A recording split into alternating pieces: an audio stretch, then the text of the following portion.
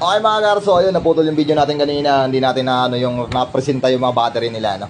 So yung battery nga pala ng package natin kanina, yung unang video natin ng mga 6 kilowatts. Mga battery nila is 48 volts 280. So ayun yung mga 280 natin, no? 280 po yan.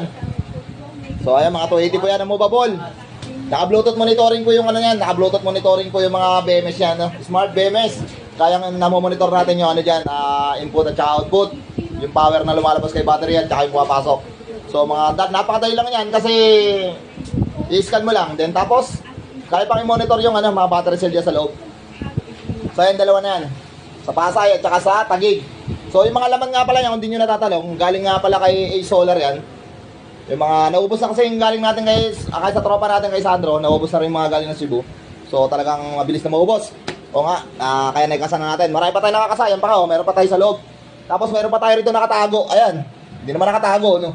Talaga ito yung lagay namin, yung baka namin yan. Mga 280 yan. Siyempre may mga 200 pa rin ito, 200 pala to, sorry. So kasi ito 200 din. So 200 na to, pang-prepare to sa mga 51 volts na 200, tsaka 24 volts na 200, mga prepare yan siya.